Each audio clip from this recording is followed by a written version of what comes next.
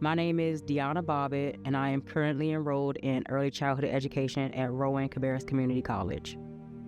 I'm Austin Sorensen, and I'm in the Associate's Science program at Rowan-Cabarrus.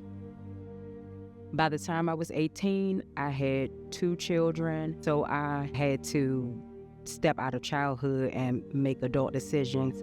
I stayed in school. I did not drop out. I had to wake up every morning, get my 2 daughters dressed and ready for school, get myself dressed and ready for school.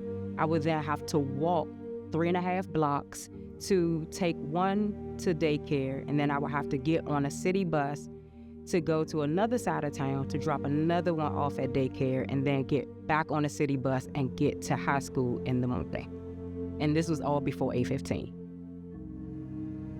So in high school, I was diagnosed with a rare autoimmune disease, PANDAS, which affects the brain. For me, I've experienced acute brain fog, OCD, memory issues, and some mood swings.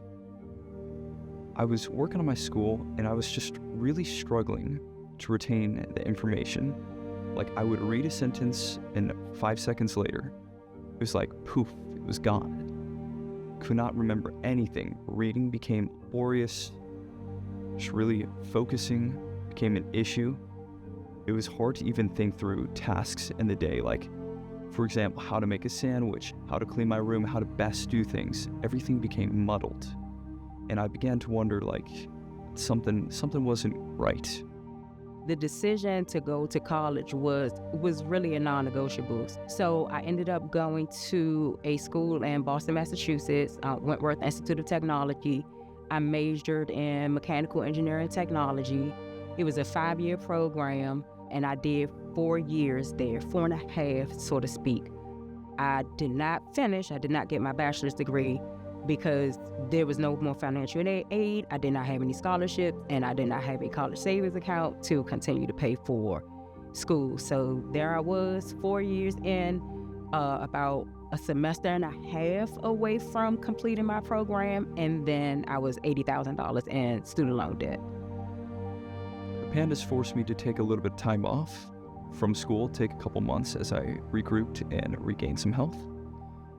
There were definitely times in the fall of 2021, early winter of 2022, where I felt like quitting.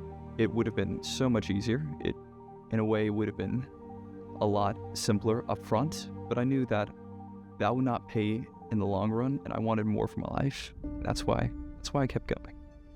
After I had time to kind of recover, get some new treatment in my system, and finally kind of regain some of that lost ground, that I decided I wanted something more for myself. So my friends were taking these dual enrollment classes at Rowan-Cabarrus, and I went, I want that for me.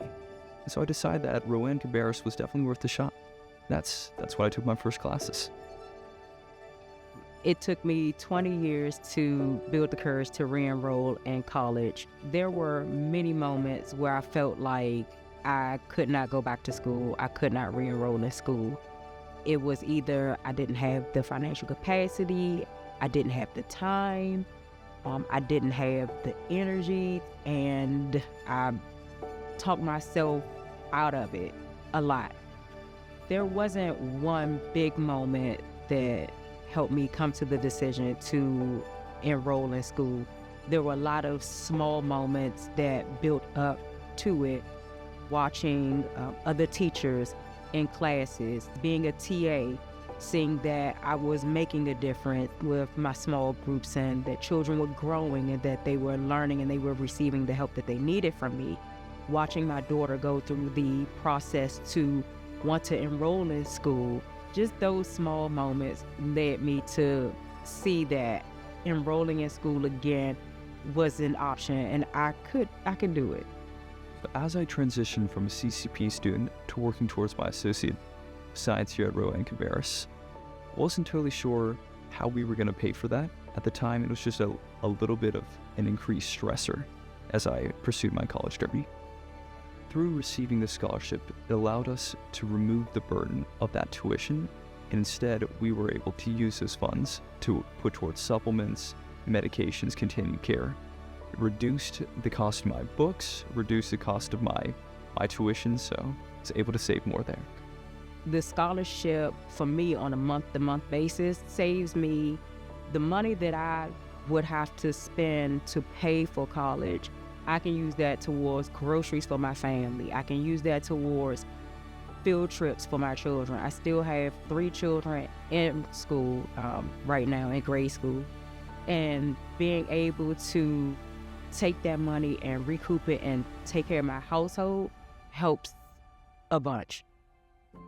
Following Rowan-Cabarrus, I see myself in some sort of business-related job. I could see myself with a larger corporation. I'm not sure if that's like accounting, if that's consulting, management, but I look forward to exploring those possibilities. Early childhood education, I feel like has always been my destiny, has always been my purpose. Even though I wanted to be an engineer, I wanted to do all the math, and I wanted to take things apart and put them back together. But what I'm learning is my destiny is to take these children and put pieces together for them and help them. When I received the scholarship, not only did it kind of help reduce the financial burden of college, but it really encouraged me, and made me feel like other people believed in what I could accomplish. And I really appreciate the backing from people who would take their money, and instead of maybe spending it or saving it for themselves, they wanted to invest it into the good of their own community.